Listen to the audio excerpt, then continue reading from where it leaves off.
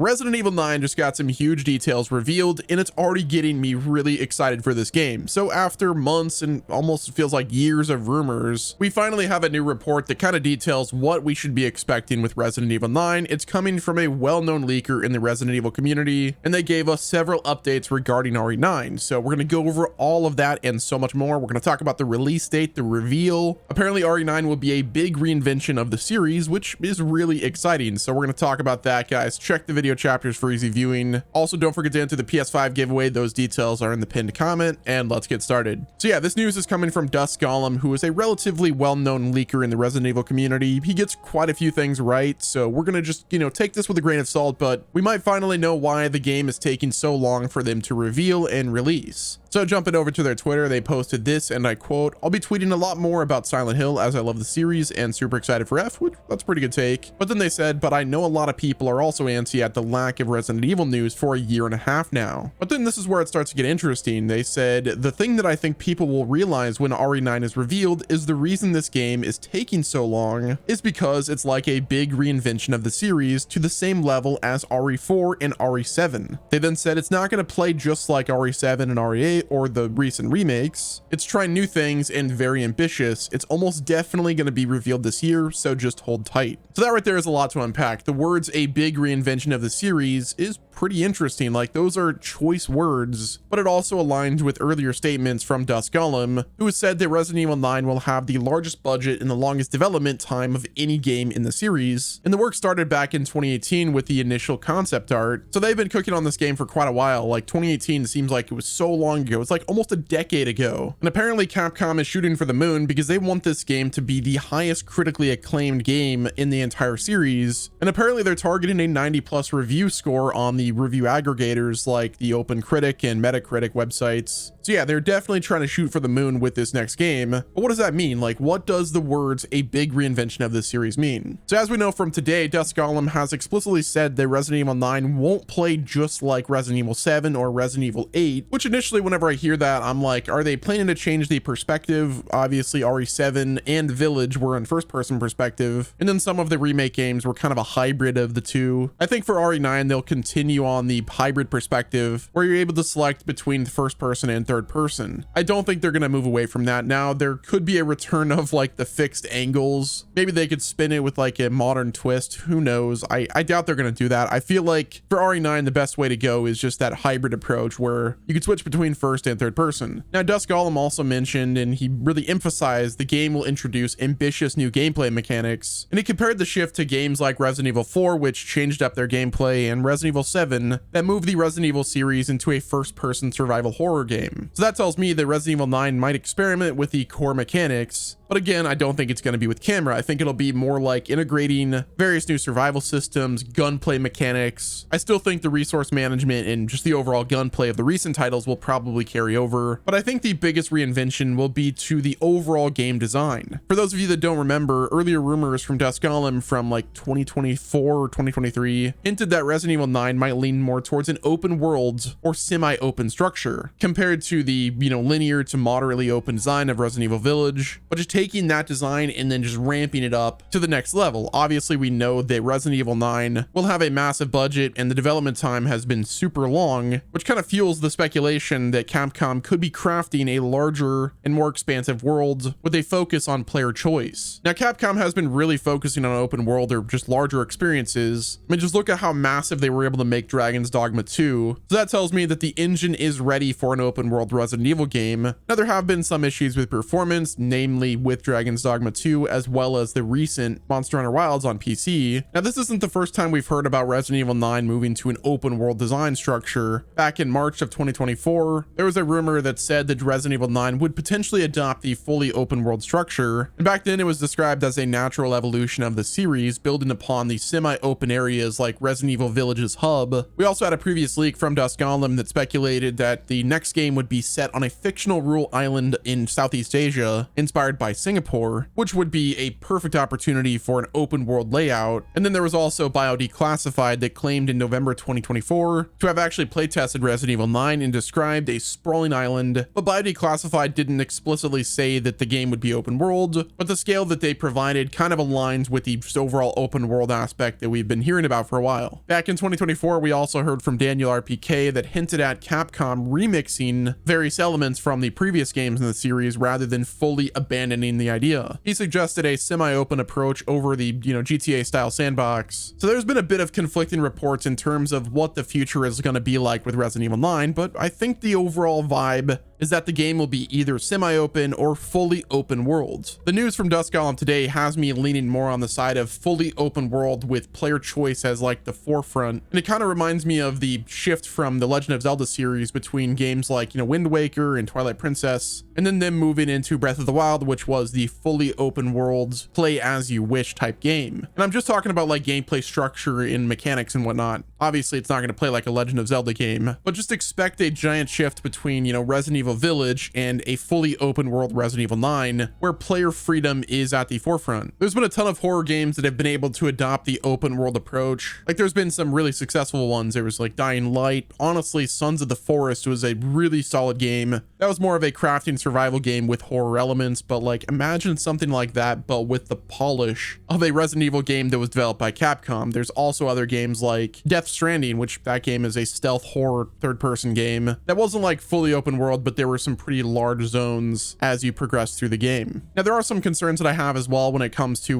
a Resident Evil game that is open-ended, that focuses on player freedom, is like, if you get to choose what you do in what order, just for an example, like that would kind of take away some of the story aspects. Like some of my favorite moments in RE Village and other Resident Evil games are the linear based story. Like you're going from point A to point B, and throughout your journey from point A to point B, it's delivering incredible story beats. Now, if they go to something more open-ended, then you might lose some of that charm. Now, if it's telling you to go from point A to point B, I guess it's possible that they could put story beats in between your journey from traveling from point A to point B, but it might not be as effective as the current approach. Like, what is the first thing that comes to mind whenever you think of the words a big reinvention of the series for a game like Resident Evil 9? For me, I immediately go to the open world aspect. The reinvention could be with like other, aspects like the survival aspect, the gunplay, perhaps the camera angle as well, or the reinvention could be a full departure from the characters we know. Perhaps a move to a completely new protagonist. I guess that would be a big reinvention. And there's also the possibility of a character creator, which that